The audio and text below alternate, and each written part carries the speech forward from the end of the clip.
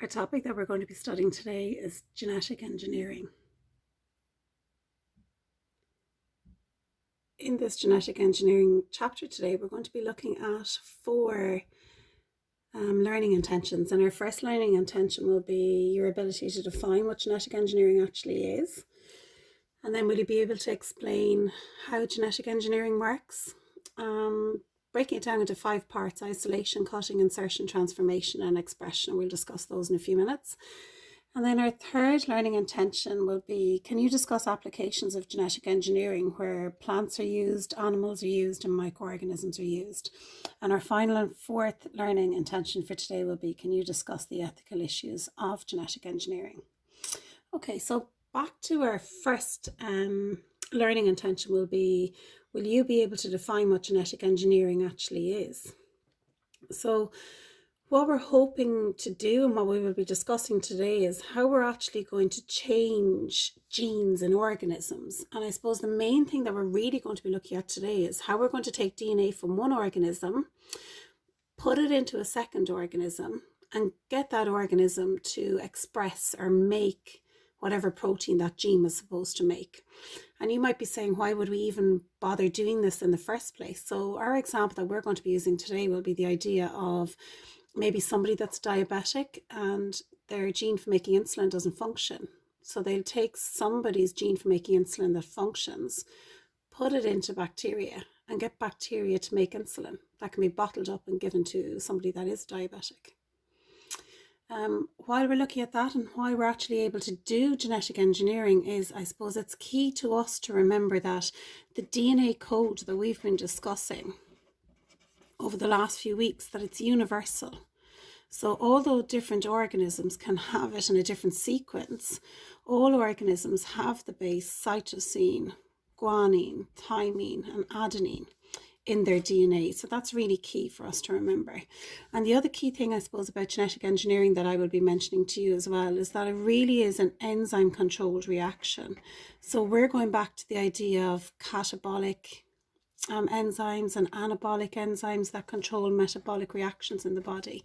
So key things, it's controlled by enzymes, and we're able to do it because we all have a universal DNA code. So we all have the bases C, G, T, and A in our bodies, whether we're a plant, an animal, bacteria, virus, depending on what we actually are. It's the sequence is different.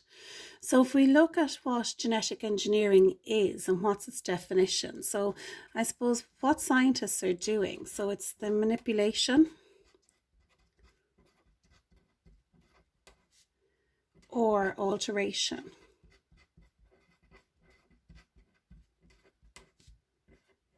of genes. So we're changing genes, putting genes into different organisms so they can do the work for us. So we've just mentioned that we'll be manipulating or altering genes for them to do a job that we would like them to do. And we're keeping in mind today that my example that we're going to use is DNA from organism A. So organism A is going to be human. And in particular, we're going to look at the idea of the gene for insulin. And organism B is going to be bacteria. So we're going to use bacteria to help us form some insulin if our cells weren't working. Just to be aware as well, in genetic engineering, sometimes they use different names to describe it. So it can be called genetic engineering, sometimes they call it genetic splicing, or sometimes they use this term here, recombinant DNA, to describe genetic engineering. And that's just two organisms combining their DNA together, which you'll see in a few minutes as well. So if we were to describe what isolation is kind of something standing out on its own. So we have 46 chromosomes in the pancreatic cell, and we only want to locate one of them to take the insulin gene from it. So isolation is kind of self-explanatory in the word. It's locating and identifying the gene or that we would like to use. Or in the case of the bacteria, it's locating the plasmid that we would like. So I'm going to do just a very quick drawing of the human chromosome. And I'm just going to imply here that this is the gene that I'm looking for. So we've isolated the chromosome, and now this is the only part of the chromosome that I want. There could be many more genes on that chromosome, but I only want the insulin gene. And then recapping on our bacteria, I'm going to draw just a rod-shaped bacteria, almost like an E. coli bacteria. And I'm giving it its cell wall, which we're familiar with. And I'm just going to draw in the bacteria's chromosome, its single-stranded chromosome, which for this process I have no interest in. What I'm really interested in is the plasmid, the extra bit of DNA that the bacteria had to protect it from antibiotics. And that's what I want to isolate and remove from bacteria. And you might be asked a question, why do we use bacteria for this process? And I suppose it's because in bacteria they have this extra circular loop of DNA called a plasmid, and it's easy to remove from the cell without damaging it getting out. And also, if we're going to put the insulin gene into this, bacteria are single celled, so they can reproduce really, really quickly. So we can have hundreds and thousands of bacteria making insulin and bottle it up very, very quickly for the human race that might need it. So I've just added that to our notes there, just the idea that bacteria is used because it's easy to get out the plasmid and that they can reproduce very quickly. And I've just mentioned that that's the bacterial chromosome, which won't be used in this process at all. Okay, if we move on to step 2, it's kind of self-explanatory. We came across a little bit of this in DNA profiling already. So we want to now cut out, just like as if we're using a scissors. It's like a DNA scissors. We want to cut out the insulin gene. And we also want to cut out a piece of the plasmid to be able to slot that gene into. So we've already said that we've isolated the plasmid. So now I'm just going to mention that we're going to use restriction enzymes. So we've come across these before. They're like a DNA scissors. And they're going to cut the DNA at a specific site. And the same enzyme is used to cut the insulin gene out as it would be to cut a piece out of the plasmid, so that they'll complement each other and they'd slot right into each other, like exactly in like a jigsaw. So I'm just going to draw like the gene as if it's cut out. So here's the gene cut out, and you'll notice that it has like little bits at the end sticking out, and we call those sticky ends, and they will help it slot in to the plasmid in the third section in a few minutes. So here's my insulin gene. So I isolated and located it, and now I've cut it out. And the same here with the plasmid. So the plasmid has been isolated out of the cell, and now a piece of it is going to be cut out as well. So the restriction enzyme is going to cut out a piece of it. And it also has its sticky ends jutting out.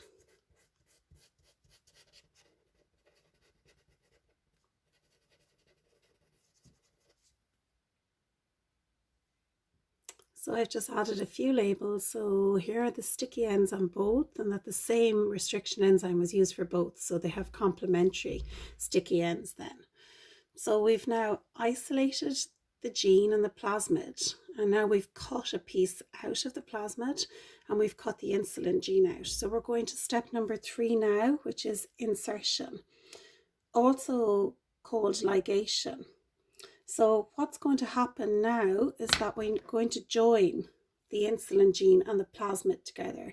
So the insertion part is the joining.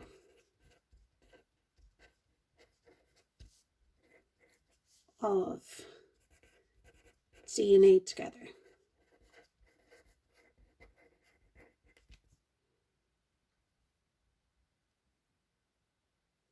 So I've just drawn out an example of the plasmid, and now with the gene, the insulin gene placed in there as well. So we had already said that this whole process, genetic engineering, is controlled by enzymes, and we've already mentioned that a restriction enzyme was really important in the cutting part. So I'm going to mention another really, really important enzyme, which is involved in ligation, sticking them together. So we would have mentioned this enzyme in class before as well. So it's called DNA ligase. So it's an enzyme used to attach the DNA together. And I suppose it's making a large molecule out of smaller molecules. So I'm just going to mention that that's an example of an anabolic enzyme. In DNA protein synthesis, we had come across maybe RNA polymerase. And here is another anabolic enzyme that we've come across as well. And we're mentioning that is joining both together. So sometimes where they actually join together is called a restriction site. So I'm just going to mention that word as well, just to get you familiar with all the terminology. And sometimes that insulin gene is actually called a target gene as well. So I'm going to mention just keywords here for you. So now if we go back to our steps again, we've isolated the target gene, which was insulin, and we've isolated the plasmid. We have cut out the insulin gene, and we've cut out a part of the plasmid using restriction enzymes. And now we've used DNA ligase to insert the target gene into the plasmid. And now they've been joined together by DNA ligase. Another very important term, because the DNA has been changed now, so we now have bacterial DNA joined together with human DNA.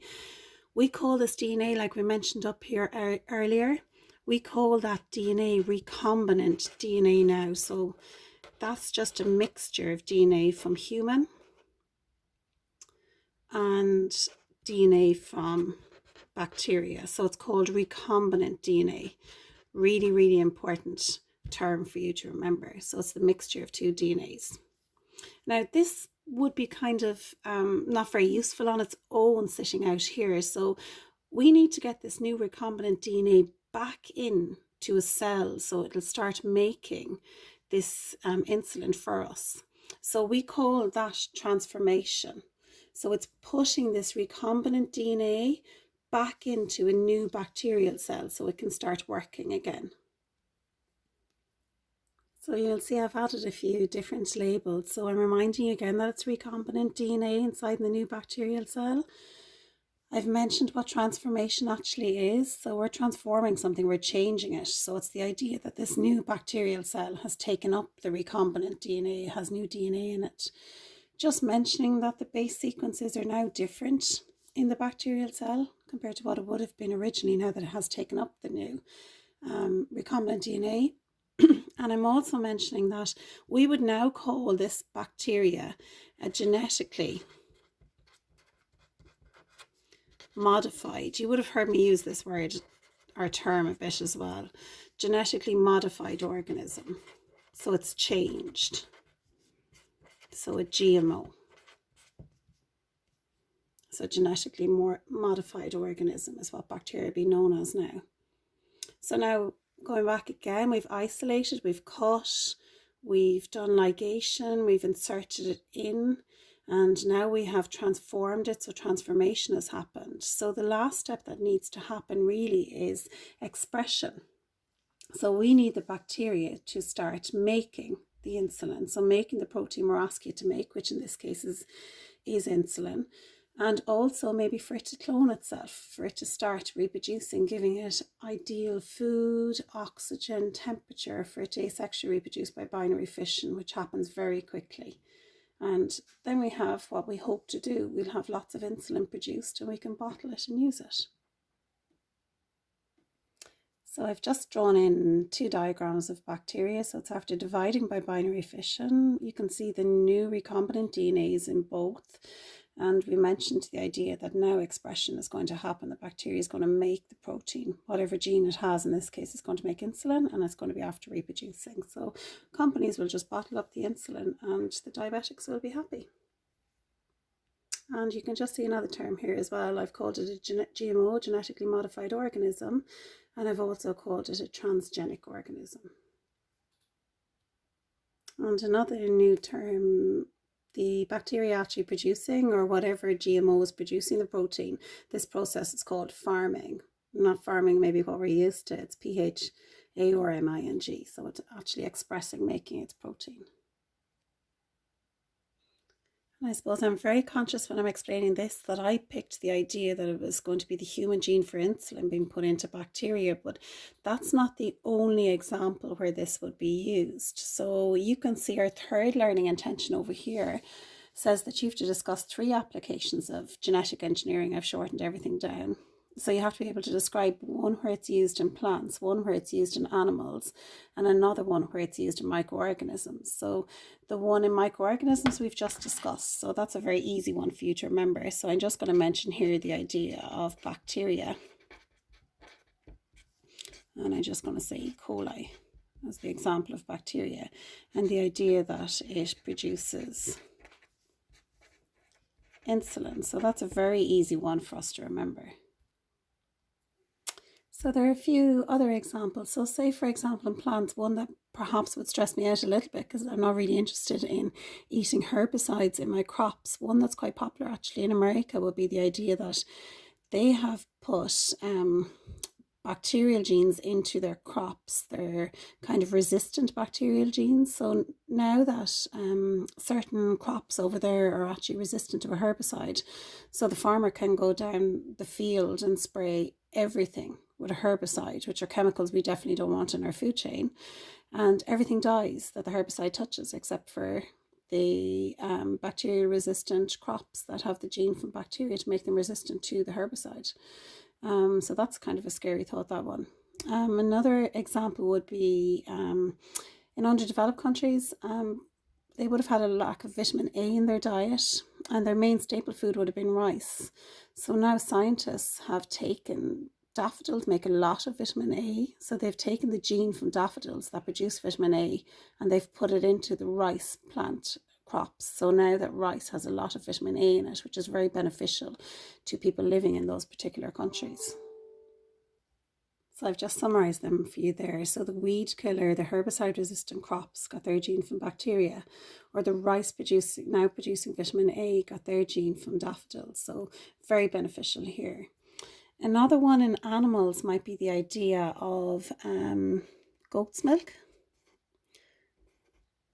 So the human gene for clotting blood. So we know that hemophiliacs are unable to clot their blood. So they've put the human clotting gene into goats, and now goat milk produces the human clotting protein that they can give to hemophiliacs. So another very useful one. Or they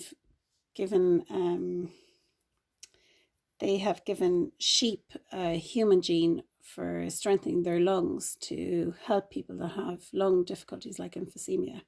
So you just have to know one. So I think this is the easier one perhaps to learn.